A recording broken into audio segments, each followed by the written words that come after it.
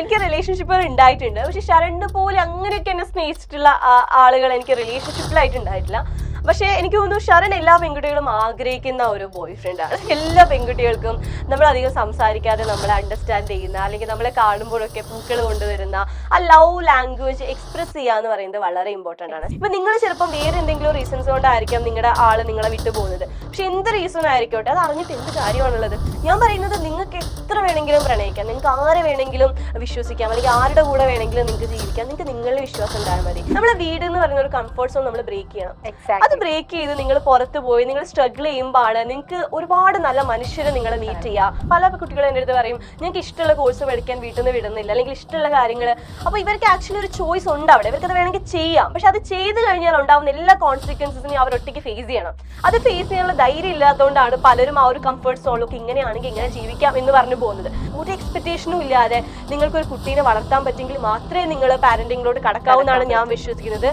Devika actually എൻ്റെ ഒരു past സെൽഫിന്റെ reflection കൂടിയാണ്. ഇപ്പൊ എത്ര പേര് ഇപ്പൊ പറഞ്ഞ് വിശ്വസിക്കുന്ന അറിയില്ല. എനിക്ക് എന്നെ ഒട്ടും വിശ്വസിക്കാൻ പറ്റാതെ, അല്ലെങ്കിൽ വേറൊരാളിലാണ് എന്റെ ലോകം എന്ന് കരുതി ജീവിച്ചിരുന്ന ഒരു പാസ്റ്റ് എനിക്ക് ഉണ്ടായിരുന്നു.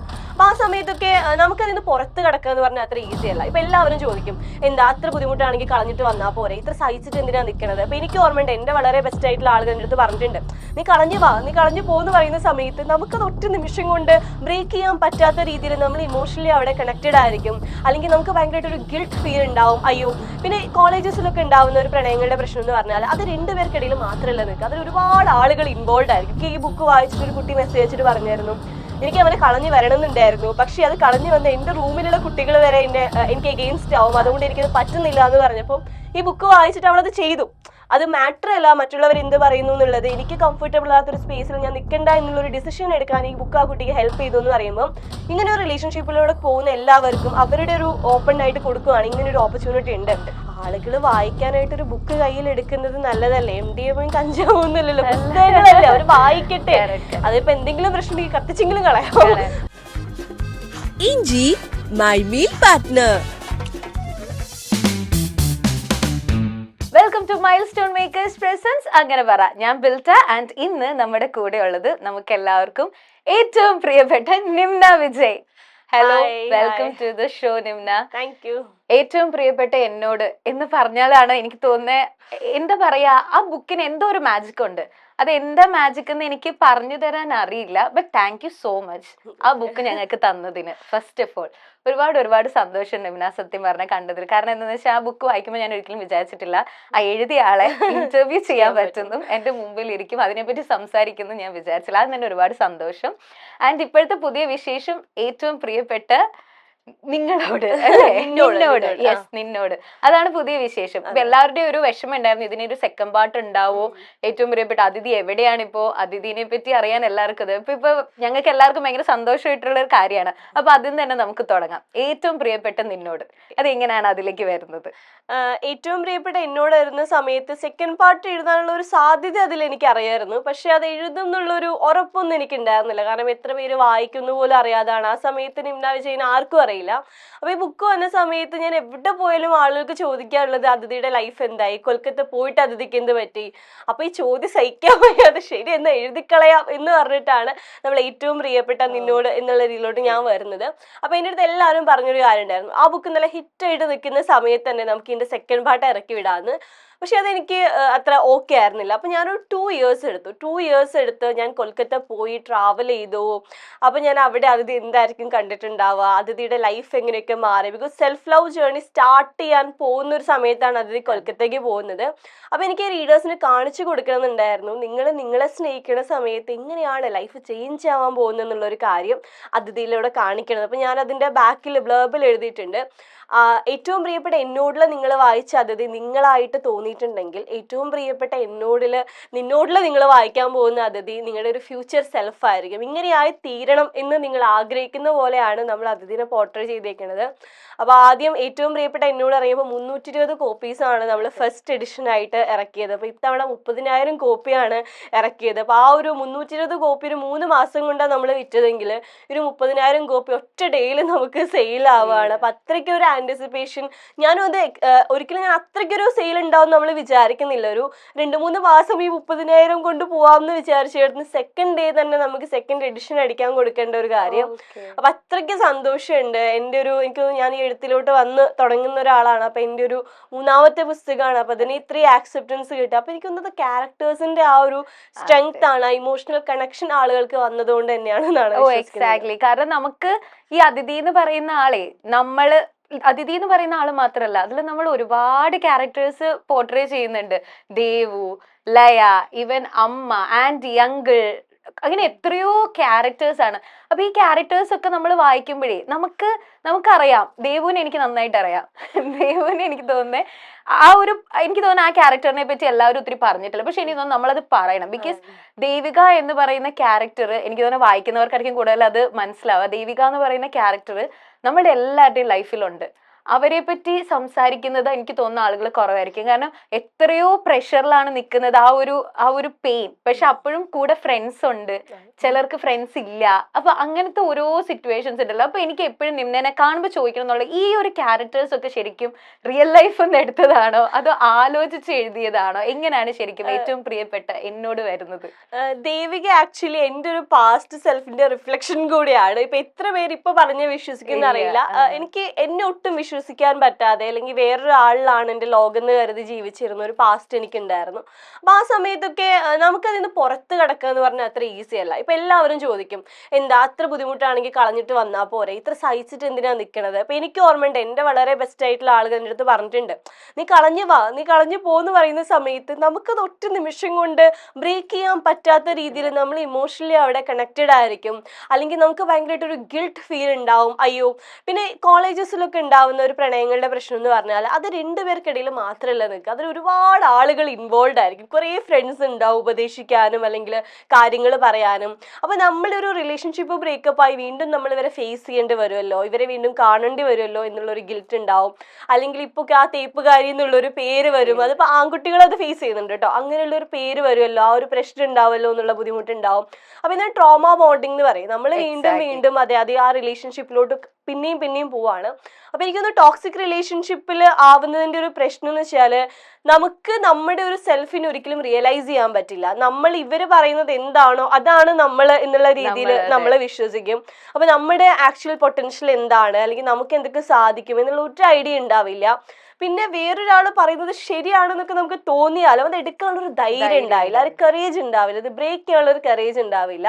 അപ്പോൾ ദേവികയ്ക്ക് അത് കിട്ടിയത് നല്ല ഒരു ഫ്രണ്ട് സർക്കിൾ ദേവികയ്ക്ക് ചുറ്റും ഉള്ളത് കൊണ്ടാണ്. അപ്പൊ എത്ര പേർക്ക് അത് കിട്ടുന്നുണ്ടെന്ന് അറിയില്ല, ആ ഒരു ധൈര്യം എവിടുന്ന് കിട്ടുന്നുണ്ടെന്ന് അറിയില്ല. അപ്പൊ എനിക്ക് ഈ ബുക്ക് വായിച്ചിട്ട് ഒരു കുട്ടി മെസ്സേജ് അയച്ചിട്ട് പറഞ്ഞായിരുന്നു, എനിക്ക് അവനെ കളഞ്ഞു വരണമെന്നുണ്ടായിരുന്നു, പക്ഷെ അത് കളഞ്ഞു വന്ന എൻ്റെ റൂമിലുള്ള കുട്ടികൾ വരെ എനിക്ക് എഗെയിൻസ്റ്റ് ആവും, അതുകൊണ്ട് എനിക്കത് പറ്റുന്നില്ല എന്ന് പറഞ്ഞപ്പോൾ ഈ ബുക്ക് വായിച്ചിട്ട് അവളത് ചെയ്തു.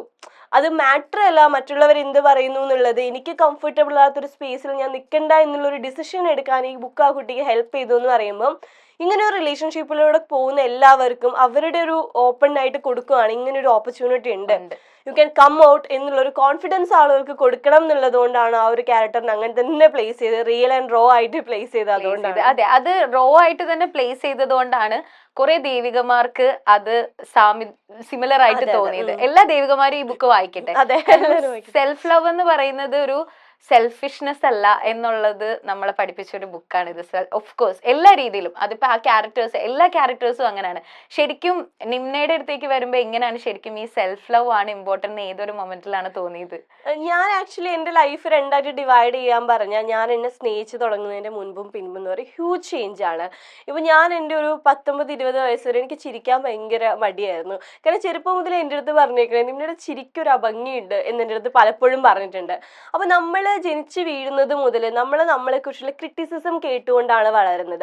ഒരു കുട്ടി ജനിക്കുമ്പോൾ തന്നെ കുട്ടി കുറച്ച് കറുത്തിട്ടാണ്, അല്ലെങ്കിൽ നമ്മൾ സ്കൂളിലൊക്കെ പഠിക്കുന്ന സമയത്ത് അവരെക്കാളും മാർക്കില്ല, അല്ലെങ്കിൽ അവളെ പോലെ നടക്കുക, അതുപോലെ ജീവിക്കുക എന്ന് പറഞ്ഞ് നമുക്ക് സ്വയം വിശ്വസിക്കാനോ സ്നേഹിക്കാനോ ഉള്ള ഒരു കോൺഫിഡൻസ് നമുക്ക് നമ്മുടെ സറൗണ്ടിങ്സ് ഒരിക്കലും കിട്ടുന്നില്ല. എസ്പെഷ്യലി ഫാമിലിയിൽ നിന്ന് കിട്ടുന്നില്ല, സ്കൂളിലും ഈ കമ്പാരിസൺ ഉണ്ട്. അപ്പൊ നമുക്ക് എങ്ങനെയാണ് ഇപ്പൊ നിരന്തരമായിട്ട് ജഡ്ജ് ചെയ്തുകൊണ്ടിരിക്കുന്ന ഒരു സൊസൈറ്റിയിൽ നിന്ന് നമ്മളെ ആക്സെപ്റ്റ് ചെയ്യുക, നമ്മളെ സ്നേഹിക്കുക എന്ന് പറയുന്നത് ഒട്ടും ഈസി ആയിട്ടുള്ള ഒരു കാര്യമല്ല. അതൊരു ഹാർഡ് ആയിട്ടുള്ള ജേർണിയാണ്. അപ്പൊ ഞാനൊരു ഡിഗ്രി ഒക്കെ പഠിക്കാൻ വേണ്ടിയിട്ട് അത് കഴിഞ്ഞ് ഞാൻ പുറത്ത് പോയ സമയത്താണ് ഞാൻ കുറച്ച് ഡിഫറെന്റ് ആയിട്ടുള്ള ആളുകളെ ഞാൻ കാണുന്നത്. ഡിഫറെന്റ് ബാക്ക്ഗ്രൗണ്ടിൽ നിന്ന് വരുന്ന ആളുകൾ, അവരുടെ ലൈഫിനെ അപ്രോച്ച് ചെയ്യുന്ന ഒരു രീതി, നമ്മുടെ ഒരു ഔട്ട്ലുക്ക് കൊണ്ടല്ല നമ്മളെ ജഡ്ജ് ചെയ്യേണ്ടത്. നമ്മൾ ആസ് എ പേഴ്സൺ എന്താണെന്ന് മനസ്സിലാക്കിയിട്ടാണ് ആളുകളെ ജഡ്ജ് ചെയ്യേണ്ടതെന്ന് മനസ്സിലാക്കുന്നത് അങ്ങനെയാണ്.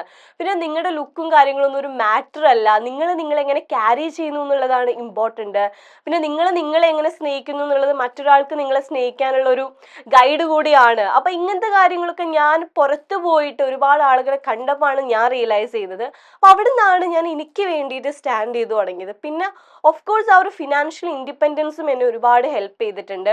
ഇപ്പൊ നമ്മൾ നമ്മുടെ കാലിൽ നിൽക്കുമ്പോഴാണല്ലോ നമുക്ക് വേണ്ടി ചോയ്സസ് ചെയ്യാനുള്ള ഒരു ഓപ്പർച്യൂണിറ്റി നമുക്ക് കിട്ടുന്നത്. അപ്പൊ ഞാൻ ഇൻഡിപെൻഡന്റ് ആയിട്ട് നിന്ന ശേഷമാണ് എനിക്ക് വേണ്ടിയിട്ടുള്ള കാര്യങ്ങൾ വാങ്ങാൻ, അല്ലെങ്കിൽ ഓക്കെ എൻ്റെ അഭിപ്രായങ്ങൾക്ക് കുറച്ചുകൂടി വാല്യൂ കിട്ടി, ഞാൻ എന്നെ ട്രീറ്റ് ചെയ്ത് ബെറ്റർ ആയിട്ട് ട്രീറ്റ് ചെയ്ത് തുടങ്ങിയത് ഒരു ജോലിയൊക്കെ കിട്ടിയിട്ടുള്ള ശേഷമാണ്. പക്ഷെ അത് അത്ര ഹാർഡായിട്ടൊന്നും ആരും പഠിക്കേണ്ട ഒരു കാര്യമല്ല. ചെറുപ്പം മുതലേ സ്വയം ആക്സെപ്റ്റ് ചെയ്യുക എന്നുള്ളത് എല്ലാവർക്കും ഉള്ളിൽ വരേണ്ട ഒരു കാര്യമാണ്. മറ്റുള്ളവരുടെ ഒരു ജഡ്ജ്മെന്റിൽ ഒരിക്കലും നമ്മൾ നമ്മുടെ എബിലിറ്റീനെ കാണാൻ പാടില്ല എന്നൊക്കെ ഉള്ളത് ബേസിക് കാര്യങ്ങളാണ്. സ്വയം സ്നേഹിക്കാതെ എങ്ങനെയാണ് നമ്മൾ മറ്റൊരാളെ സ്നേഹിക്കുന്നത്? അങ്ങനെ സ്നേഹിക്കുന്നത് കൊണ്ടാണ് മറ്റുള്ളവരെക്കാളും ഇമ്പോർട്ടൻ്റ് ആണ് എന്ന്, നമ്മൾ ഇമ്പോർട്ടൻ്റ് അല്ല എന്ന് വിചാരിച്ചിട്ട് നമ്മൾ ആ ലൈഫ് തന്നെ പലരും എൻഡ് ചെയ്യുന്ന ഒരു സിറ്റുവേഷനിലേക്കൊക്കെ വരുന്നത്. അപ്പൊ അവനവനോട് തന്നെ ഒരു സ്നേഹം വേണം. ആ സ്നേഹത്തിൽ നിന്ന് മാത്രമേ സറൗണ്ടിങ്സിനെ ചേർത്ത് നിർത്താൻ പറ്റൂ എന്നുള്ള ഒരു കാര്യം. അപ്പൊ അതെനിക്ക് എൻ്റെ ലൈഫിൽ നിന്ന് ഞാൻ വളരെ ഹാർഡായിട്ട് പഠിച്ചിട്ടുള്ള ഒരു കാര്യമാണ്. പക്ഷെ ഇത് കുറച്ചുകൂടി ഈസി ആയിട്ട് ആളുകൾ പഠിക്കട്ടെ എന്നുള്ളൊരു കാര്യം വെച്ചിട്ടാണ് ആ ഒരു തീമിലോട്ട് വരുന്നത്. ഇപ്പൊ അതെനിക്ക് ഭയങ്കരമായിട്ട്, ഒന്നാമത് നമ്മൾ സെയിം ഏജ് ആണ്, സോ നമുക്ക് പല കാര്യങ്ങളും പെട്ടെന്ന് റിലേറ്റ് ചെയ്യാൻ പറ്റും. ഈ സെൽഫ് ലവ് സ്റ്റാർട്ട് ചെയ്യുമ്പോൾ തന്നെ നമ്മളുടെ ലൈഫിൽ ഒരുപാട് മാറ്റങ്ങൾ വരും. നമ്മൾ കാണുന്ന ആളുകളിൽ മാറ്റം വരും, നമ്മളുടെ ചിന്താഗതിയിൽ മാറ്റം വരും, പെർസ്പെക്റ്റീവ്സ് തന്നെ നമ്മളുടെ പല രീതിയിലും മാറും. അപ്പൊ അതിൽ നമ്മുടെ ബുക്കിൽ പറയുന്ന പോലെ തന്നെ നമ്മൾക്ക് ഏറ്റവും ഇഷ്ടപ്പെട്ടവരിൽ കുറച്ച് ലിസ്റ്റ് തരാൻ പറഞ്ഞാൽ നിങ്ങളെ എപ്പോ അല്ലേ, അത് ആക്ച്വലി ഭയങ്കര ഇമ്പോർട്ടന്റ് ആയിട്ടുള്ള ഒരു കാര്യമാണ്. എനിക്ക് തോന്നുന്നു ഇപ്പോഴും ചിലപ്പോൾ ആളുകളുടെ അടുത്ത് ചോദിച്ചു കഴിഞ്ഞാൽ ഇപ്പോഴും അവര് എനിക്ക് എന്നെ ഇഷ്ടമാണോ എന്ന് ചോദിച്ചാൽ ഒരു ഡൗട്ട് ആയിരിക്കും, അത് എന്തായിരിക്കും അല്ലെ. അങ്ങനെ ഇപ്പോഴും ആളുകൾ, പക്ഷെ ആ ഡൗട്ടൊക്കെ മാറുന്ന ടൈമായി, നമ്മളുടെ ഒരു പോയിന്റ് കഴിഞ്ഞാൽ നമ്മൾ മാത്രമേ ഉണ്ടാവും. അതെ, അതെനിക്ക് തോന്നുന്നു ആ ഒരു ആക്സെപ്റ്റൻസിന്റെ പ്രശ്നമാണ്. ഇപ്പൊ ഞാൻ എന്നെയാണ് ഇഷ്ടം എന്ന് പറയുമ്പോൾ അതൊരു സെൽഫിഷ് ആയിട്ടുള്ള കാര്യമായിട്ടാണ് ആളുകൾ ഏറ്റവും കൂടുതൽ ഇഷ്ടം എന്ന് പറയുമ്പോൾ. അതെ, അതൊരു സെൽഫിഷ് ആണ്. നീ എന്ത് സെൽഫാ എന്ന് ചോദിക്കും. പക്ഷെ അത് എല്ലാവർക്കും അത് തന്നെയാണ്. നമ്മൾ ഏറ്റവും കൂടുതൽ കണ്ണാടിയിൽ കാണുന്ന രൂപം നമ്മുടെയാണ്. നമ്മളൊരു ഫോട്ടോ എടുക്കുന്നത്, ഗ്രൂപ്പ് ഫോട്ടോ എടുക്കുമ്പോൾ നമ്മൾ ആദ്യം സൂം ചെയ്ത് നോക്കുന്നത് നമ്മുടെ ഫോട്ടോ ആണ് അല്ലെ. അത് കഴിഞ്ഞിട്ടേ ഉള്ളൂ നമ്മളൊരു ഒരു ബെഗറിന് ഒരു പൈസ കൊടുക്കുന്നതാണെങ്കിൽ നമുക്കൊരു സാറ്റിസ്ഫാക്ഷൻ കിട്ടാൻ വേണ്ടിയിട്ടാണ്. അപ്പോൾ നമ്മളെല്ലാവരും ജീവിക്കുന്നത് നമുക്ക് വേണ്ടിയിട്ടാണ്. നമ്മൾ മറ്റുള്ളവരെ സ്നേഹിക്കുന്നത് വരെ നമുക്ക് വേണ്ടിയിട്ടാണ്. ആക്ച്വലി ഇവരെന്നോട് ഇങ്ങനെ പെരുമാറുന്നു, നമുക്ക് തിരിച്ചു കിട്ടാൻ ഉള്ള കുറെ കാര്യങ്ങളെ വെച്ചിട്ടാണ് നമ്മളും മറ്റുള്ളവരെ സ്നേഹിക്കുന്നത്. അപ്പോൾ അത് പക്ഷെ ലൗഡായിട്ട് പറയാൻ ആർക്കും അത്ര ധൈര്യമില്ല. അപ്പൊ ഉള്ളിൽ സ്നേഹിക്കുന്നവർ തന്നെ പുറത്തത് പറയാൻ മടിക്കുന്നുണ്ട്. കാരണം അതൊരു ദോഷമായിട്ടുള്ള കാര്യമാണ്, മോശമാണ് എന്നുള്ളൊരു ചിന്ത അവരിലുള്ളതുകൊണ്ട്. അപ്പൊ എനിക്ക് അതിന്റെ ആവശ്യമൊന്നുമില്ല. ഞാൻ ഇതാണെന്ന് പറയാൻ ഞാൻ ആരെ ഭയക്കണം എന്ന് മാധവിക്കുട്ടിയുടെ ഒരു കോട്ടുണ്ട്. അതേപോലെ നിങ്ങളെ സ്നേഹിക്കുന്നു എന്ന് പറയാൻ ആരെയും ഭയക്കേണ്ട ആവശ്യമില്ല. എല്ലാവരും അത് തന്നെ ചെയ്യുന്നുണ്ട്. പക്ഷെ ലൗഡായിട്ട് പറയാനുള്ള ഒരു കോൺഫിഡൻസ് കുറവാണ്. അതാണ്. ഇപ്പൊ ഈ ഒരു ബുക്കിലേക്ക് വരുമ്പോൾ ഒരുപാട് ക്യാരക്ടേഴ്സ് ഉണ്ട്. ഇതിലിപ്പോ ഞാൻ പറയണെങ്കിൽ നിന്നക്ക് ഏറ്റവും അതിഥി ശരൺ അല്ലാതെ ഏറ്റവും ഫേവറേറ്റ് ആയിട്ടുള്ള നെഞ്ചോട് ചേർത്ത് നിൽക്കുന്ന ഒരു ക്യാരക്ടർ ഏതാണ്? എനിക്ക് തോന്നുന്നു ഇതിൽ ആദി എന്നുള്ളൊരു ക്യാരക്ടർ. എനിക്ക് തോന്നുന്നു എല്ലാവർക്കും ആദിനെ പോലെ ഒരു ഫ്രണ്ട് വേണം. പക്ഷെ ഉണ്ടല്ലോ, എനിക്ക് ഈ മൂവിയിൽ നമ്മളത് പറയുന്നതിന് മുമ്പ് ഈ മൂവിയല്ലേ ബുക്കില് എനിക്ക് ഏറ്റവും ഇഷ്ടപ്പെട്ടത് അതിഥിയുടെ ലൈഫിൽ വരുന്ന ഓരോ ആളുകള് എത്ര പെട്ടെന്നാണ്. അതിഥി എന്ന് പറയുന്ന ഒരാൾ ട്രെയിൻ കയറുന്നു, ബാംഗ്ലൂർക്ക് പോകുന്നു, പെട്ടെന്ന് സാക്ഷി എന്ന് പറഞ്ഞ ഒരാളെ കാണുന്നു. ലൈക്ക് ഓരോ ആളുകൾ അതിഥിയുടെ ലൈഫിലേക്ക് വരുമ്പോ നമുക്ക് എവിടേക്കോ നമ്മൾ അതിഥിയുടെ റൂമിലുണ്ട്, അതിഥിയുടെ ഹോസ്റ്റലിലുണ്ട്. കുറച്ച് കഴിയുമ്പോ ദേവ് വരും, ദേവ് വന്നിട്ട് നമ്മളുടെ അടുത്ത് കുറെ ദേവിന്റെ ബോയ് ഫ്രണ്ടിനെ പറ്റി പറയും. അങ്ങനെ അതാണ് എനിക്ക് ഈ ബുക്കിലെ ഏറ്റവും, അതുകൊണ്ടായിരിക്കും മേ ബി ആളുകളൊക്കെ അല്ലെ, ആളുകൾക്കൊക്കെ കണക്ട് ചെയ്യാൻ പറ്റിയത്. ഇപ്പൊ ആദിയിലേക്ക് വരുമ്പോഴാണെങ്കിലും നമ്മുടെ ഓഫീസിൽ അങ്ങനെ ഒരാളുണ്ടെങ്കിൽ നമുക്ക് ഭയങ്കര ഒരു ആശ്വാസമാണ്. എനിക്ക് ആദിനെ പോലുള്ള ഒരുപാട് പേരെ ഞാൻ എന്റെ ലൈഫിൽ കണ്ടിട്ടുണ്ട്. ഇപ്പോ എനിക്ക് ഒരുപാട് നല്ല ബ്യൂട്ടിഫുൾ ആയിട്ടുള്ള മെയിൽ ഫ്രണ്ട്ഷിപ്പ് ഉള്ള ഒരാളാണ് ഞാൻ. അപ്പൊ എനിക്ക് അവർ തരുന്നൊരു കംഫർട്ട് ഉണ്ട്. ഇപ്പൊ ഫീമെയിൽ ഫ്രണ്ട്ഷിപ്പ് പോലെ തന്നെ ഇമ്പോർട്ടന്റ് ആണ് മെയിൽ ഫ്രണ്ട്ഷിപ്പ് നമുക്ക് ഉണ്ടാവുക എന്ന് പറയുന്നത്. കാരണം അത് ഭയങ്കര, നമുക്ക് ഒരുപാട് പ്രശ്നങ്ങളും സ്ട്രെസ്സും ഒക്കെ ഉള്ളെടുത്ത് അത്രയും സീരിയസ് ആയിട്ടുള്ള ഒരു മൊമെന്റിനെ വരെ ചില്ലാക്കി ഒരു ഡയലോഗ് കൊണ്ട് അതങ്ങ് നിസ്സാരമാക്കി എടുക്കുന്ന ആദിമാരെ പോലുള്ള ആളുകൾ നമ്മുടെ ചുറ്റുമുണ്ട്, ഒരുപാട് പേരുണ്ട്. അപ്പൊ എനിക്കൊക്കെ, ഞാൻ ഹൈദരാബാദിൽ വർക്ക് ചെയ്യുന്ന സമയത്ത് എനിക്ക് അവിടെ വംശി എന്ന് പേരിട്ടുള്ള ഒരു ഫ്രണ്ട് ഉണ്ട്. അപ്പൊ ഞാൻ അവനെ ഗോഡ് രാമ എന്നാണ് വിളിക്കുന്നത്. ഞാനത് എന്റെ ബുക്കിൽ എഴുതിയിട്ടുണ്ട്. അപ്പൊ ഞാൻ ആദ്യമായിട്ട് ഹൈദരാബാദ് പോകുന്ന സമയത്ത് എനിക്ക് അവിടുത്തെ ഭാഷ അറിയില്ല, എനിക്കൊരു 19 വയസ്സേ ഉള്ളൂ, ഇങ്ങനെ സ്റ്റേ കണ്ടെത്തണമെന്ന് പോലും അറിയില്ല. അപ്പൊ അവിടെ ഇങ്ങനെ ഗ്രാഫിക് ഡിപ്പാർട്ട്മെന്റിൽ ഒരു പയ്യനാണ്, പെട്ടെന്ന് നമ്മൾ സംസാരിക്കുന്നു, എനിക്ക് വീട് വേണമെന്ന് പറയുന്നു. ഒരാഴ്ചയോളം എനിക്ക് വേണ്ടിയിട്ട് അവർ എൻ്റെ കൂടെ വീട് തപ്പുവാണ്. നമ്മൾ രാത്രി എനിക്ക് നൈറ്റ് ഷിഫ്റ്റ് മോർണിംഗ് ഷിഫ്റ്റ് ഒക്കെ ഉള്ള സമയത്ത് എന്നെ കൂട്ടാൻ വരും, കൊണ്ടുവിടാൻ വരും. അപ്പൊ ഒന്നും പ്രതീക്ഷിക്കുന്നില്ല അവർ, they just no want to be with you. And അവർ നമുക്ക് വേണ്ടിയിട്ട് ഒരുപാട് കാര്യങ്ങൾ എഫേർട്ട് എടുത്ത് ചെയ്യാന്ന് പറയുന്നത് അത് ഈസി അല്ല. അപ്പൊ അതിന്റെ ബേസിക് ആയിട്ടുള്ള ഒരു കാര്യം എന്ന് വെച്ചാൽ നമ്മളെ വീട് എന്ന് പറയുന്ന ഒരു കംഫർട്ട് സോൺ നമ്മൾ ബ്രേക്ക് ചെയ്യണം.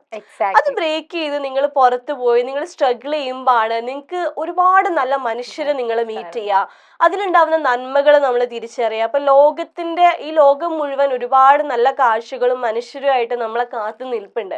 നിങ്ങൾ ആ കംഫർട്ട് സോൺ വിട്ടെറിഞ്ഞ് കുറച്ചു കാലം ഉണ്ടാവുന്ന ആ ബുദ്ധിമുട്ടുകളൊക്കെ ഒന്ന് ബ്രേക്ക് ചെയ്ത് കഴിഞ്ഞാൽ I think will meet amazing people. ആ മനുഷ്യന്മാരെ കാണും, അതിലൂടെ നമ്മളും ഒരുപാട് ഗ്രോ ആവും, നമ്മുടെ സെൽഫ് ഗ്രോ ആവും, നമുക്ക് ഒരുപാട് കാര്യങ്ങൾ മനസ്സിലാവും. അപ്പൊ ആദ്യം എന്ന് പറയുന്നത് ഭയങ്കര ഡിഫറെന്റ് ആയിട്ടുള്ള ഒരു ക്യാരക്ടേഴ്സ് ആണ്. ഇപ്പൊ അതിഥി ശരണ്യ റിലേഷൻഷിപ്പ് പറയുമ്പോൾ ആദ്യം പറയുന്നത് രക്ഷപ്പെട്ടൂടെ. അപ്പൊ ആദ്യം അതിഥിനെ അഡ്മയർ ചെയ്യുന്നുണ്ട്. അറ്റ് ദി സെയിം ടൈം അത് ഒരിക്കലും അതിഥിയുടെ മുന്നിൽ അത്ര എക്സ്പ്രസീവ് ആയിട്ട് അവൻ കൊടുക്കുന്നില്ല, പക്ഷെ നോൾ. അപ്പൊ അങ്ങനെ ഒരു ബോണ്ട് എനിക്ക് ഒരുപാട് പെൺകുട്ടികൾക്ക് അങ്ങനത്തെ ഒരു ബെസ്റ്റ് ഫ്രണ്ട് റിലേഷൻഷിപ്പുകൾ ഉണ്ട്. അപ്പൊ അതിനെ കുറച്ചുകൂടി എൻഹാൻസ് ചെയ്ത് അതൊരാളുടെ ലൈഫിൽ ഉണ്ടാക്കുന്ന ആ ഒരു ബ്യൂട്ടി എന്തോരാണെന്ന് കാണിക്കണം എന്നുള്ളതുകൊണ്ടാണ് ആദ്യം. അപ്പൊ എനിക്ക് എന്റെ റിയൽ ലൈഫിൽ അങ്ങനെ കുറെ ആദ്യമാരുള്ളത് കൊണ്ട് തന്നെ ആ ക്യാരക്ടർ എനിക്ക് വളരെ പേഴ്സണൽ ഫേവറേറ്റ് ആയിട്ടുള്ള ഒരു ക്യാരക്ടർ ആണ്. ഈ ഒരു ഫുൾ ഓഫ് ബെസ്റ്റീസ് വേൾഡില് എല്ലാവരും ഒരു ആദ്യനെ ഡിസേർവ് ചെയ്യേണ്ട. എല്ലാവരും ചോദിച്ചിട്ടുണ്ട് അവസാനം ആദ്യം ശരൺ പോയപ്പോ അതുണ്ടായിരുന്നു. അതിൽ വരുമ്പോ നമ്മൾ അങ്ങനെ വിചാരിക്കുന്നില്ല, ബിക്കോസ് നമ്മള് യൂസ്ഡ് ആണ്, അത് ലൈക്ക് കണ്ട് യൂസ്ഡ് ആണ്. ആൻഡ് ആളുകളും എപ്പോഴും ഇപ്പൊ ഒരു ബോയ് ഫ്രണ്ട് ഗേൾ ഫ്രണ്ട് റിലേഷൻഷിപ്പിലാണെങ്കിലും ആദ്യം ഒരു ഫ്രണ്ട്, ഒരു ബെസ്റ്റ് ഫ്രണ്ട്, ഇപ്പൊ ആദ്യയുടെ കാര്യം പറഞ്ഞാലും ഓഫ്കോഴ്സ് അവര് ചോദിക്കും അത്രയ്ക്കങ്ങ് അടുപ്പൊന്നും വേണ്ട, ഇത് എവിടെ വരെ പോകുന്നുള്ളത് അറിയാന്നുള്ളത്. പക്ഷെ ഇത്രയും റെയർ ആയിട്ടായിരിക്കും ഇങ്ങനെയുള്ള ആദ്യമാരുണ്ടാവുന്നത് അല്ലെ. അതിനെ അങ്ങനെ പോർട്രേ ചെയ്തത് എന്തായാലും നന്നായി. ഇപ്പൊ നിമ്ന പറഞ്ഞത് കറക്റ്റ് പോയിന്റ് ആണ്. നമ്മൾ വീട്ടിൽ നിന്ന് മാറി നിൽക്കുമ്പോഴാണ്, പക്ഷെ ഇപ്പോഴും പേടിയാണ്. അപ്പൊ മാറി നിന്നാൽ എങ്ങനെയാണ് നമ്മൾ മാറി നിന്ന് എങ്ങനെയാണ് നമ്മൾ ജീവിക്കുക, പേടിയാണ്, അങ്ങനെയൊക്കെയാണ്. പക്ഷെ എനിക്ക് തോന്നുന്നു ഞാനും നിമ്നയും നമ്മളൊക്കെ ഇൻഡിപെൻഡന്റ് ആയിട്ട് നിൽക്കുന്നതുകൊണ്ട് നമുക്കറിയാം. പക്ഷെ ഇപ്പോഴും കുട്ടികളുണ്ട്, വീട്ടിൽ തന്നെ നിന്നാലാണ് ശരിയാവുള്ളൂ, അവർക്കൊരു ടെൻഷൻ. പേരൻസ്, എനിക്ക് തോന്നുന്നു പേരൻസ് അവരെ വിടുക, ലൈക്ക് അവര് ഒരു മൊമെന്റ് കഴിഞ്ഞാലേ അതിന്റെ സിമ്പിൾ ആയിട്ട് take responsibility of your life എന്നാണ്. ഇപ്പൊ പല കുട്ടികളും എന്റെ അടുത്ത് പറയും ഞങ്ങൾക്ക് ഇഷ്ടമുള്ള കോഴ്സ് പഠിക്കാൻ വീട്ടിൽ നിന്ന് വിടുന്നില്ല, അല്ലെങ്കിൽ ഇഷ്ടമുള്ള കാര്യങ്ങള്. അപ്പൊ ഇവർക്ക് ആക്ച്വലി ഒരു ചോയ്സ് ഉണ്ട് അവിടെ, ഇവർക്ക് അത് വേണമെങ്കിൽ ചെയ്യാം. പക്ഷെ അത് ചെയ്ത് കഴിഞ്ഞാൽ ഉണ്ടാവുന്ന എല്ലാ കോൺസിക്വൻസസിനെയും അവർ ഒറ്റയ്ക്ക് ഫേസ് ചെയ്യണം. അത് ഫേസ് ചെയ്യാനുള്ള ധൈര്യം ഇല്ലാത്തതുകൊണ്ടാണ് പലരും ആ ഒരു കംഫർട്ട് സോണിലൊക്കെ ഇങ്ങനെയാണെങ്കിൽ ഇങ്ങനെ ജീവിക്കാം എന്ന് പറഞ്ഞു പോകുന്നത്. അപ്പൊ ഞാനൊക്കെ പഠിക്കുന്ന സമയത്ത് ഞാൻ ജേർണലിസം പഠിച്ചിട്ടുള്ള ഒരാളാണ്. അപ്പൊ എന്റെ വീട്ടിൽ അത്ര സപ്പോർട്ടീവ് ഒന്നും ആയിരുന്നില്ല. അപ്പൊ ഞാൻ എഡ്യൂക്കേഷൻ ലോൺ എടുത്തിട്ടാണ് പഠിച്ചത്. അപ്പൊ എൻ്റെ അടുത്ത് പറഞ്ഞത് ഇതിന്റെ പിറകെ വരുന്ന എന്താണെങ്കിലും സ്വന്തം ഏറ്റവും എന്നാണ് പറഞ്ഞത്. അപ്പൊ ഞാൻ ജോലി രാജിവെച്ച് ഞാൻ ഫുൾ ടൈം റൈറ്റർ ആയിട്ട് വരുന്ന സമയത്ത് ഏറ്റവും പ്രിയപ്പെട്ട എന്നോട് അത്ര റീഡ് ചെയ്യുന്ന ഒരു ബുക്കൊന്നുമല്ല. പക്ഷെ ഞാൻ എനിക്കൊരു 1 ഇയർ ടൈം കൊടുത്തു. ഓക്കെ നോക്കാം, ഈ 1 ഇയറിൽ എന്തെങ്കിലുമൊക്കെ ചെയ്ത് നോക്കാം, ക്ലച്ച് പിടിച്ചാൽ പിടിച്ചു, അല്ലെങ്കിൽ I have to find another way. അപ്പൊ നിങ്ങളെ വേറൊരാളെ ഡിപ്പെൻഡ് ചെയ്യാതെ, ഇപ്പൊ പറയല്ലോ താങ്ങാൻ ആളുണ്ടെങ്കിൽ തേങ്ങാനുള്ള കാരണങ്ങളും കൂടുമെന്ന് പറയാം. അപ്പം നമ്മളെ താങ്ങാൻ ആരുമില്ല, നമ്മൾ തന്നെ നമ്മളെ താങ്ങി നിർത്തണം. ഇറ്റ്സ് ഓക്കെ എന്ന് പറഞ്ഞാൽ നമ്മുടെ ഷോൾഡറിൽ തട്ടി നമുക്ക് ആശ്വസിപ്പിക്കാൻ പറ്റണം എന്നുള്ളൊരു കോൺഫിഡൻസ് നമുക്ക് വേണം. എന്ത് വന്നാലും ഫേസ് ചെയ്യാൻ പറ്റണം. ഇപ്പം ഈ ജോലിയാണ് എല്ലാവരുടെയും പ്രശ്നം. ഞാൻ പറയും ഒരു പെട്രോൾ പമ്പിൽ പെട്രോൾ അടിക്കാൻ പോകുന്നത് പോലും ഒരു നല്ലൊരു ജോലിയായിട്ട് കാണുന്ന ഒരാളാണ് ഞാൻ. ഇപ്പൊ എനിക്ക് ഒന്നും ചെയ്യാൻ, ഞാനിപ്പോ റൈറ്റർ ആയിരുന്നില്ലെങ്കിൽ എനിക്ക് വേറൊരു ജോലി കിട്ടിയില്ലെങ്കിൽ ഞാൻ ഓപ്പൺ ടു ഡു എനിത്തിങ് എന്നുള്ളൊരു സിറ്റുവേഷൻ എനിക്കുണ്ട്. അപ്പൊ നിങ്ങളുടെ ലൈഫിൽ വരുന്ന എന്ത് കഷ്ടപ്പാടാണെങ്കിലും അത് ഫേസ് ചെയ്യാനുള്ള ഒരു ധൈര്യം നിങ്ങൾക്ക് ഉണ്ടാവുക. ആ കംഫർട്ട് സോൺ ബ്രേക്ക് ചെയ്താൽ മാത്രമേ അത് ഉണ്ടാവൂ. അത് ഈസിയാണെന്ന് ഞാൻ പറയുന്നില്ല. That journey is very lonely. ഇഞ്ചി മൈ മീൽ പാർട്ട്ണർ. പിന്നെ ഈ ബുക്കിലെ ഏറ്റവും കൂടുതൽ ശരൺ അതിഥി, ഈ ശരൺ എന്ന് പറഞ്ഞ ക്യാരക്ടർ ശരിക്കും റിയൽ ലൈഫിൽ എപ്പോഴെങ്കിലും നിമ്നയുടെ ലൈഫിൽ കൂടെ കടന്നായിട്ടുള്ള ആളാണ്? എനിക്ക് റിലേഷൻഷിപ്പുകൾ ഉണ്ടായിട്ടുണ്ട്, പക്ഷെ ശരണിനെ പോലെ അങ്ങനെയൊക്കെ എന്നെ സ്നേഹിച്ചിട്ടുള്ള ആളുകൾ എനിക്ക് റിലേഷൻഷിപ്പിലായിട്ട് ഉണ്ടായിട്ടില്ല. പക്ഷെ എനിക്ക് തോന്നുന്നു ശരൺ എല്ലാ പെൺകുട്ടികളും ആഗ്രഹിക്കുന്ന ഒരു ബോയ് ഫ്രണ്ട് ആണ്. എല്ലാ പെൺകുട്ടികൾക്കും നമ്മൾ അധികം സംസാരിക്കാതെ നമ്മളെ അണ്ടർസ്റ്റാൻഡ് ചെയ്യുന്ന, അല്ലെങ്കിൽ നമ്മളെ കാണുമ്പോഴൊക്കെ പൂക്കൾ കൊണ്ടുവരുന്ന ആ ലവ് ലാംഗ്വേജ് എക്സ്പ്രസ് ചെയ്യാന്ന് പറയുന്നത് വളരെ ഇമ്പോർട്ടൻ്റ് ആണ്. സ്നേഹം ഉണ്ടെങ്കിൽ അത് പ്രകടമായി തന്നെ കാണിക്കണം എന്നുള്ളത് ഇമ്പോർട്ടൻ്റ്. സ്നേഹമുണ്ട് പക്ഷെ കാണുന്നില്ലല്ലോ എന്ന് പറഞ്ഞാൽ അത് എങ്ങനെ കാണിക്കാന്ന് ചോദിച്ചാൽ ലവ് ലാംഗ്വേജ്. അപ്പൊ ലവ് ലാംഗ്വേജ് എക്സ്പ്രസ് ചെയ്യണം, ഈ ബുക്കിലൂടെ അത് എക്സ്പ്രസ് ചെയ്യണം എന്ന് എനിക്ക് ഭയങ്കര ആഗ്രഹമാണ്. അപ്പൊ ശരൺ ഇങ്ങനെ അതിഥിക്ക് എനിക്ക് ഓർക്കിഡ് കൊണ്ടു കൊടുക്കുന്ന സമയത്ത് ഇത്രയ്ക്കൊക്കെ ആ ഓർക്കിഡ് ചർച്ച ചെയ്യപ്പെടുന്നുള്ളത് ഞാൻ വിചാരിച്ചിട്ടുണ്ടായില്ല. അപ്പോൾ പക്ഷെ എനിക്ക് ആഗ്രഹം ഉണ്ടായിരുന്നു, ഈ ബുക്ക് വാങ്ങി ആരെങ്കിലും ഒക്കെ ഒരു ഓർക്കിഡിനെ കുറിച്ച് എന്നോട് സംസാരിക്കണം എന്നുള്ള ഒരു ആഗ്രഹം എനിക്കുണ്ടായിരുന്നു. അപ്പോൾ ഈ ബുക്ക് റിലീസായിട്ട് ഇപ്പം ഞാൻ ഏത് ഫംഗ്ഷന് പോവുകയാണെങ്കിൽ എനിക്ക് വെൽക്കം ആയിട്ട് കിട്ടുന്നത് ഓർക്കിഡ് ഫ്ലവേഴ്സ് ആണ്. അപ്പം അത് കിട്ടുന്ന ഒരു ഹാപ്പിനെസ് ഉണ്ട്. പിന്നെ ഒരുപാട് ഗേൾ ഫ്രണ്ട്സ്, പെൺകുട്ടികളാണെങ്കിലും ആൺകുട്ടികളാണെങ്കിലും അവർ പരസ്പരം പൂക്കൾ കൈമാറുന്ന ഒരു കാര്യം ഇപ്പൊ നന്നായിട്ട് കാണുന്നുണ്ട്. അപ്പൊ അതൊക്കെ എനിക്ക് തോന്നുന്നു ഒരു പോസിറ്റീവ് ആയിട്ടുള്ള ചേഞ്ച് ആണ്. നമുക്ക് സ്നേഹം ഉണ്ട് എന്ന് പറയുമ്പോൾ അതിങ്ങനെ ചെറിയ ചെറിയ സ്മോൾ ആക്ഷൻസിലൂടെ അത് കാണിക്കുക എന്ന് പറയുന്നത് ഇമ്പോർട്ടന്റ് ആണല്ലോ. അപ്പൊ ആ ഒരു ലവ് എക്സ്പ്രസ് ചെയ്യാൻ കൂടെ. ശരൺ പക്ഷെ അത് ലാസ്റ്റ് പറയുന്നുണ്ട് എനിക്ക് ആ കാരണം അറിയണ്ട എന്നുള്ളൊരു കാര്യമാണ്. അപ്പൊ നമ്മൾ റിലേഷൻഷിപ്പിൽ നിന്ന് ഇറങ്ങി പോകുന്ന സമയത്ത് ചുമ്മാ ബ്ലെയിം ചെയ്ത് പ്രശ്നങ്ങളൊക്കെ ഉണ്ടാക്കുന്നതിനേക്കാളും നമ്മൾ കൂടെ നിന്നാൽ കുറച്ച് ടൈം ചെറിഷ് ചെയ്തിട്ട് ഹാപ്പി ആയിട്ട് ഇറങ്ങി പോവാന്ന് പറയുന്നത് ഒരു ബ്യൂട്ടിഫുൾ ആയിട്ടുള്ള എൻഡിങ് ആണ്. അപ്പൊ എനിക്ക് തോന്നുന്നു ശരണിനെ ഇപ്പൊ അതിഥീനെ കളഞ്ഞു പോയെങ്കിലും ശരണിനെ അധികം ആർക്കും വെറുക്കാൻ പറ്റില്ല. ശരണിനെ നമുക്ക് വെറുക്കാൻ പറ്റില്ല. ഇല്ല, അതാണ് ശരണിന്റെ ക്യാരക്ടർ. അതെ, ശരൺ അത്ര അവൻ പ്രണയത്തിലായിരുന്ന സമയത്ത് അത്ര സിൻസിയർ ആയിട്ട് അതിഥിയുടെ കൂടെ നിന്നിട്ടുണ്ട്. ശരണിന്റെ കാരണം എന്താന്ന് ഇനിയിപ്പോ അടുത്ത ബുക്കിലേ ഉള്ളൂ. പക്ഷെ കാരണം ഉണ്ട്. അപ്പൊ കാരണം അറിഞ്ഞില്ലെങ്കിലും അതിഥി പറയാണ് എനിക്ക് വേണ്ട, എനിക്ക് കാരണം അറിയണ്ട, എനിക്ക് കിട്ടിയിട്ടുള്ള ഹേർട്ട് ഇസ് ഇനഫ്, ഇനി വീണ്ടും വീണ്ടും അത് പറഞ്ഞ് അതിന്റെ കാര്യം വേണ്ട, എനിക്കതുകൊണ്ട് ഞാൻ ഓക്കെയാണ്, ഞാൻ ഇറങ്ങി പോകുന്നു എന്ന് അതിഥി പറയുന്ന പോലെ പറയാൻ എല്ലാ പ്രണയങ്ങളിലും ആളുകൾക്ക് പറ്റണം. വെറുതെ ബ്ലെയിം ചെയ്ത് അത് പിന്നെയും വഷളാക്കാതെ ഓക്കെ എന്തായിരുന്നു ഉണ്ടായിരുന്നത്, that was beautiful and we are gonna say good bye എന്നുള്ള രീതിയിൽ ഇറങ്ങി പോകാൻ കൂടെ പറ്റുമ്പോഴാണ് ആ ഒരു പ്രണയം ബ്യൂട്ടിഫുൾ ആവുന്നത്. നമ്മളിപ്പോ എന്തായാലും ഈ എൻഡ് പറയുമ്പോൾ എനിക്ക് മനസ്സിലായ ഒരു കാര്യം, നമ്മൾ എല്ലാവർക്കും റിലേഷൻഷിപ്സ് ഉണ്ട്. എനിക്ക് തോന്നുന്നത് ഈ ഒരു ബുക്കിൽ നമ്മൾ ലാസ്റ്റ് വരുന്നത് ഭയങ്കര ഇഷ്ടമാണ് രണ്ടുപേർക്കും, പക്ഷെ പിരിഞ്ഞേ പറ്റുള്ളൂ. ആ ഒരു ഇമോഷനാണ് ഈ തേപ്പിനേക്കാളും അടിച്ച് പിരിയുന്നതിനേക്കാളും ഏറ്റവും കൂടുതൽ നമ്മളെ ഹേർട്ട് ചെയ്യുന്ന ഒരു ഇമോഷൻ അല്ലേ. എന്ന് വെച്ചാൽ തേച്ചിട്ടൊക്കെ പോയി വെറുത്ത് ചീറ്റ് ചെയ്യുന്നതും വഴക്ക് കൂടി അടി ഉണ്ടാക്കുന്നതിനേക്കാളൊക്കെ എക്സ്ട്രീം ഇമോഷനാണ് നമുക്ക് അയാളോട് അല്ലെങ്കിൽ അയാൾക്ക് നമ്മളോട് ഭയങ്കരമായിട്ടുള്ള പ്രണയമാണ്, പക്ഷെ നമുക്ക് ഒരുമിക്കാൻ പറ്റില്ല, നമുക്ക് പിരിഞ്ഞേ പറ്റുള്ളൂ. ആ ഒരു ഇമോഷൻ എനിക്ക് തോന്നുന്നത് കടന്നു പോയവർക്ക് അതിന്റെ സങ്കടമുള്ള. എനിക്ക് ആക്ച്വലി അങ്ങനെ ഒരു ഇമോഷൻ ഉണ്ടായിട്ടില്ല, അങ്ങനെ ഒരിക്കലും ഉണ്ടാവാതിരിക്കട്ടെ,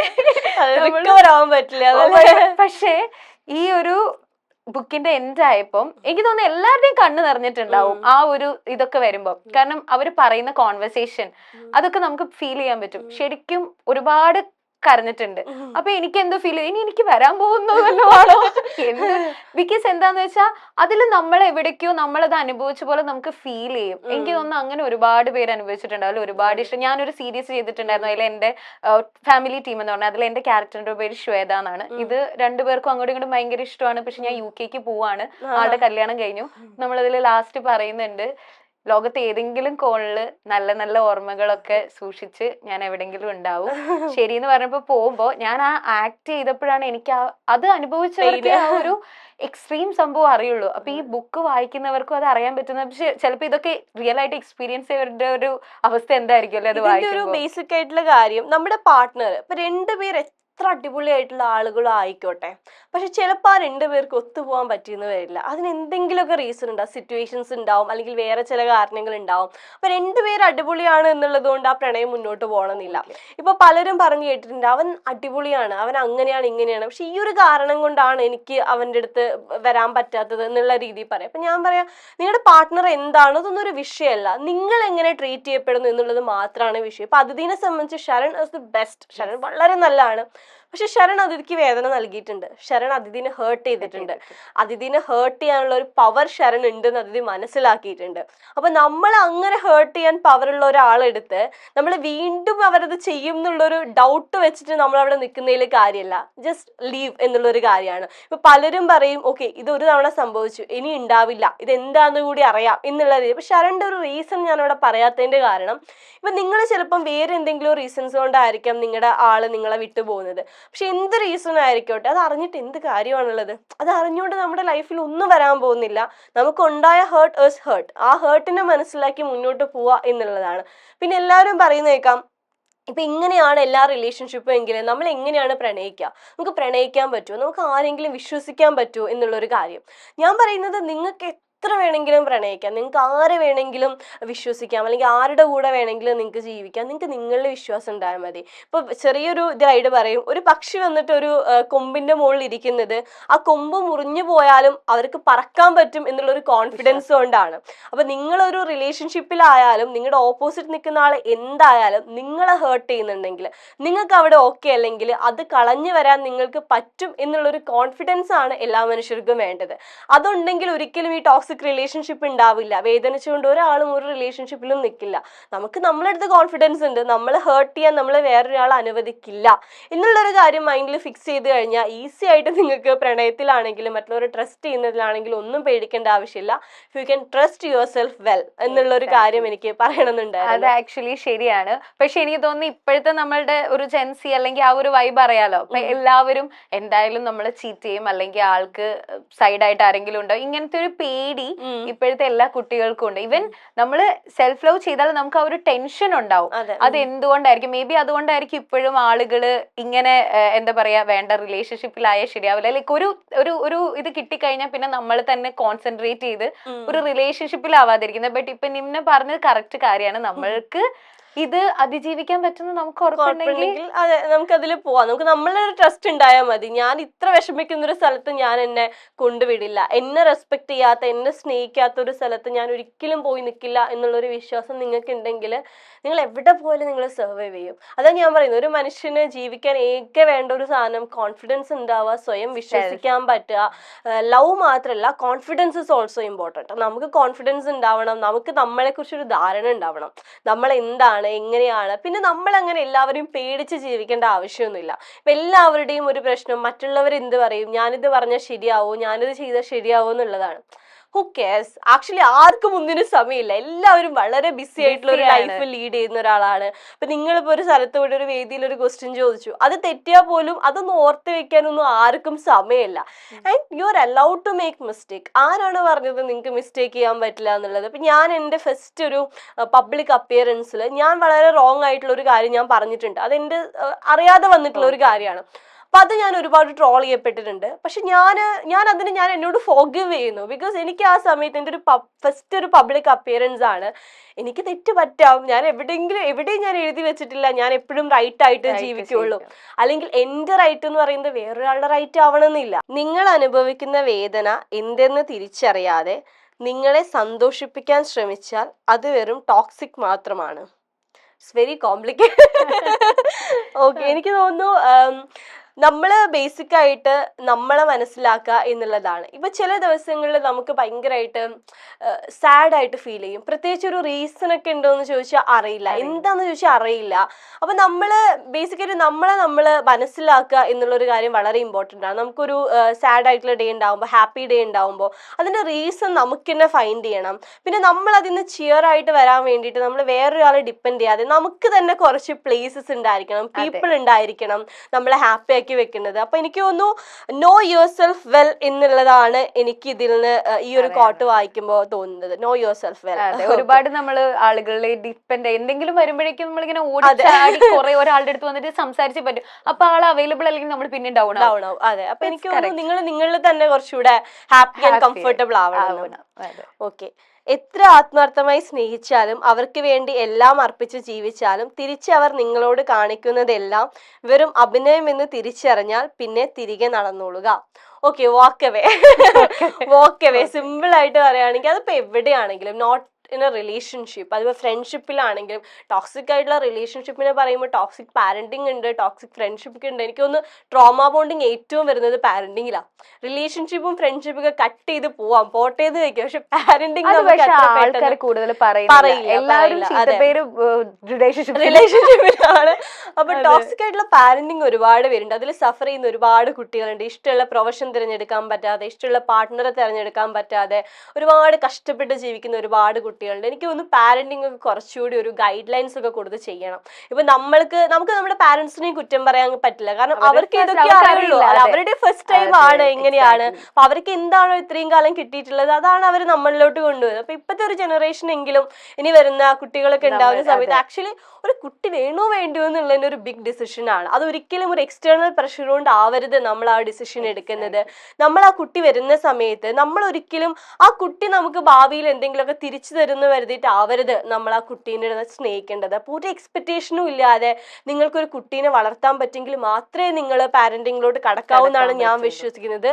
നിങ്ങളുടെ കുട്ടി നിങ്ങൾക്കൊന്നും ഓൺ ചെയ്യുന്നില്ല, ബിക്കോസ് ആ കുട്ടിയുടെ ചോയ്സ് അല്ല ജനിക്കുക എന്നുള്ളത്, നിങ്ങളെടുത്തൊരു ചോയ്സ് ആണ്. അപ്പൊ ആ ചോയ്സിന്റെ റെസ്പോൺസിബിലിറ്റി നിങ്ങൾ എടുക്കുക എന്നുള്ളതുണ്ട്. അപ്പൊ പ്രതീക്ഷയുടെ അമിതഭാരങ്ങളൊന്നും ഇല്ലാതെ നിങ്ങൾ നിങ്ങളുടെ ഹാപ്പിനെസ്സിന് വേണ്ടി നിങ്ങൾ ആ കുട്ടീനെ നോക്കുന്നു, അല്ലാതെ തിരിച്ച് ഭാവിയിൽ ഇവരതൊക്കെ തിരിച്ച് ചെയ്യും എന്നുള്ള ഒരു കാര്യം വെച്ചിട്ട് ആവരുത് പാരന്റിങ് ചെയ്യേണ്ടത്. അപ്പോൾ കല്യാണം കഴിഞ്ഞ് കുട്ടികളായില്ലേ എന്നൊരു ചോദ്യം കേൾക്കുന്ന സമയത്ത് എനിക്കിത് വേണോ, എനിക്കൊരു നല്ല പാരന്റ് ആവാൻ പറ്റുമോ, എനിക്ക് എത്ര പേഷ്യൻസ് ഉണ്ടോ, എനിക്ക് എന്റെ കുട്ടീനെ അണ്ടർസ്റ്റാൻഡ് ചെയ്യാൻ പറ്റുമോ, അതെ എന്റെ കുട്ടി ഈ പറയുന്ന സൊസൈറ്റിയുടെ ആ ഒരു കുറെ കണ്ടീഷൻസിൽ വളരുന്ന ഒരാളല്ലെങ്കിൽ എനിക്ക് അവന്റെ ഒരു ഐഡന്റിറ്റീനെ അവന് വേണ്ടി പ്രൊട്ടക്ട് ചെയ്യാൻ പറ്റുമോ, അതിനു വേണ്ടി സ്റ്റാൻഡ് ചെയ്യാൻ പറ്റും, ഇതൊക്കെ നമ്മൾ ചിന്തിക്കണം.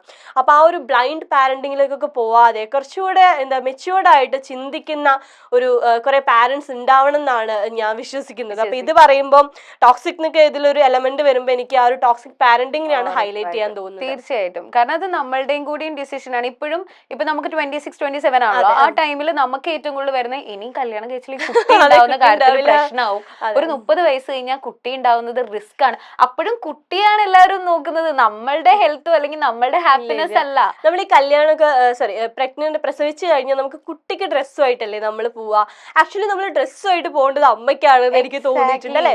10 മാസം ആ കുട്ടീനെ കെയർ ചെയ്ത് അവരുടെ ഹെൽത്ത് വരെ സാക്രിഫൈസ് ചെയ്ത് അത്രയും ഒരു പെയിനിലൂടെ കടന്നുപോയി ഒരു പുതിയൊരു ഒരു ഒരു ഒരു ഒരു ഒരു ജീവന് ഒരു ജന്മം കൊടുത്തിട്ട് ഒരു അമ്മ അവിടെ ഇരിക്കുന്ന സമയത്ത് I think we should celebrate dum. ഒരു കുട്ടി ഉണ്ടായി, ആൺകുട്ടി പെൺകുട്ടി ജെൻഡർ ഞാൻ പറയുന്നില്ല, ഒരു കുട്ടി ഉണ്ടായി എന്നുള്ളത് സെലിബ്രേറ്റ് ചെയ്യുന്നതിനേക്കാളും ഏറെ ആ അമ്മ പോയിട്ടുള്ള ഒരു 10 മാസത്തെ സഫറിങ്ങിനെയാണ് നമ്മൾ സെലിബ്രേറ്റ് ചെയ്യേണ്ടത്. അപ്പൊ എനിക്ക് തോന്നുന്നു ഇനിയെങ്കിലും നിങ്ങൾ ഒരു കുട്ടീനെ കാണാൻ പോകാന്ന് പറയുമ്പോ അമ്മേനെ കൂടെ കാണാൻ പോവാന്ന് പറയണം, എന്തെങ്കിലുമൊക്കെ വാങ്ങിച്ചുകൊണ്ട് പോകണം എന്നുള്ളത് അതൊക്കെ ചേഞ്ച് ചെയ്യപ്പെടേണ്ട ഒരു കാര്യമായിട്ട്. കാരണം അമ്മമാരെന്തെങ്കിലും ഇപ്പൊ ഈ കുട്ടി ഉണ്ടായി കഴിയുമ്പോൾ അവർക്ക് വരുന്ന ഒരു ഡിപ്രഷൻ അതിനെപ്പറ്റി ആരും സംസാരിക്കാറില്ല. കാരണം അപ്പൊ പറയും ഇതിനെ ഇങ്ങനെ ഷോ ഇറക്കുന്നത് നീ ആദ്യമായിട്ടൊന്നും അല്ലല്ലോ. ഞാൻ എന്റെ ഫ്രണ്ട്സിന്റെ കണ്ടിട്ടുണ്ട്. അപ്പൊ അതൊക്കെ ആക്ച്വലി അതൊക്കെ അതിനൊക്കെയാണ് സത്യം പറഞ്ഞ മാറ്റങ്ങൾ വരുന്നത്. ഞാനൊരു റീൽ ഈ അടുത്ത് കണ്ടു, അതില് ഈ പെൺകുട്ടി കുച്ചിണ്ടായിട്ട് വയ്യാണ്ട് മടുത്തിരിക്കുക. അപ്പൊ അച്ഛൻ ലൈക്ക് അത് വാട്ട് എവർ ഇറ്റ് ഈസ്, അപ്പൊ ഇങ്ങനെ ദേഷ്യപ്പെട്ടിട്ട് ഇന്നിങ്ങോട്ട് പറ്റുന്നില്ല ഞാൻ മടുത്തു എന്ന് പറയുമ്പോ ഇവര് തിരിച്ചു പറയും എന്ത് മടുത്തു എന്ന്, എങ്ങനെ മടുത്തു എന്ന് പറഞ്ഞിട്ട് ഭയങ്കര. അപ്പൊ അമ്മായിയമ്മയുണ്ട്, അമ്മായിയമ്മ ആരും വിളിച്ചു പറയാം കൊച്ചിനെ കാണാൻ വലിയ രസമൊന്നുമില്ല, ഇവളാണെങ്കിൽ പാലും കൊടുക്കുന്നില്ല. അപ്പോഴും ബ്ലെയിം ആളിലാണ്. അപ്പൊ ഇതിനെ പറ്റിയൊക്കെ ആക്ച്വലി ഇതിനൊക്കെ മാറ്റം വരേണ്ട ടൈമായി. അപ്പൊ കാരണം എന്താന്ന് വെച്ചാൽ അവരുടെ ആ ഒരു അപ്പോഴത്തെ ഫീലിങ്സ് എന്ന് പറയുന്നത് നമുക്ക് ആർക്കും ഒരുപാട് ഹോർമോണൽ ഇംബാലൻസ് വരുന്ന ഒരു സമയമാണ്. അവരുടെ എല്ലാ കാര്യങ്ങളും മാറ്റിവെക്കപ്പെടേണ്ട ഒരു സമയമാണ്. ഇപ്പൊ ഒരു അച്ഛനെന്ന് പറഞ്ഞാൽ ആർക്കൊക്കെ കടയിൽ പോകണമെന്ന് പറയാൻ ഇറങ്ങി കടയിൽ പോവാം, പക്ഷെ ഒരു അമ്മയ്ക്ക് അത് പറ്റില്ല എന്നുള്ള ഒരു കാര്യമുണ്ട്. എനിക്ക് തോന്നുന്നു ഒരു ഏജ് വരെ കുട്ടിയുടെ ഫുൾ റെസ്പോൺസിബിലിറ്റി ഒരു മദറിന് മാത്രമാവുന്ന ആ ഒരു സിറ്റുവേഷനിൽ തന്നെയാണ് നമ്മൾ ഇപ്പോഴും ജീവിക്കുന്നത്. പക്ഷെ നമ്മൾ എന്തെങ്കിലും പ്രശ്നം പറയുമ്പോൾ ആക്ച്വലി അമ്മമാർ എന്നെ തിരിച്ചു പറയാ ഞങ്ങളും ഇതൊക്കെ ചെയ്തിട്ടല്ലേ, ഞാൻ 10 പെറ്റതാ, പണ്ടൊക്കെ ഇടിച്ചോണ്ടിരിക്കുമ്പോഴാണ് ഞാൻ 2 പ്രസവിച്ചത് എന്ന് പറയുന്ന ഒരു കാര്യം ഉണ്ടായി. അത് അപ്പൊ ചിലര് പറയല്ലോ ഇപ്പൊ ഞങ്ങളൊക്കെ പ്രസവിച്ചിട്ടുണ്ട്, ഞങ്ങൾ പ്രസവിക്കുമ്പോൾ ഞങ്ങളുടെ ഭർത്താവ് ഒന്നും അടുത്ത് നിന്നിട്ടില്ല, അല്ലെങ്കിൽ ഞങ്ങൾ പ്രസവിക്കുന്ന സമയത്ത് ഇത്രയും ഫെസിലിറ്റീസ് ഒന്നും ഉണ്ടായിരുന്നില്ല. അതെന്തോ വലിയ കാര്യമായിട്ടാണ് പറയുന്നത്. അത് നിങ്ങൾക്ക് നടന്നിട്ടുള്ള ഒരു അനീതിയാണ് എന്ന് അവർ ഇതുവരെ റിയലൈസ് ചെയ്യുന്നില്ല. അതൊരു ക്രെഡിറ്റ് ആയിട്ടാണ് കാണുന്നത്. ഞങ്ങൾ അതെ, അപ്പൊ ആ യൂസ്ഡ് ആയ കാര്യങ്ങൾ അത് ശരിയല്ല, നിങ്ങളും ഇങ്ങനെ ഡിസേർവ് ചെയ്യുന്നു എന്ന് പറയുമ്പോൾ നമ്മൾ സംസാരിക്കുന്നത് അവർക്ക് കൂടെ വേണ്ടിയാണെന്നുകൂടെ അവർ മനസ്സിലാക്കണം. അതെ, നിങ്ങൾക്ക് കൂടെ വേണ്ടിയിട്ടാണ് നമ്മൾ സംസാരിക്കുന്നത്, നമ്മൾ സ്റ്റാൻഡ് ചെയ്യുന്നത് നിങ്ങൾക്ക് കൂടെ വേണ്ടിയിട്ടാണ്. ഇപ്പം ഞങ്ങളും അങ്ങനെ പ്രസവിച്ചതല്ലേ എന്ന് ചോദിക്കുമ്പോൾ ആ സമയത്തൊക്കെ ചൈൽഡ് ആയിട്ടുള്ള കുട്ടികൾ മരിക്കുന്ന ഒരുപാട് കേസസ് ഉണ്ടായിട്ടുണ്ട്, കൃത്യമായിട്ടുള്ള ഹോസ്പിറ്റൽ ട്രീറ്റ്മെന്റ് ഇല്ലാതെ. ഈ അടുത്ത് ഞാനൊരു ന്യൂസ് വായിച്ചു, ഒരു മുസ്ലിം ഫാമിലിയാണ് തോന്നുന്നു.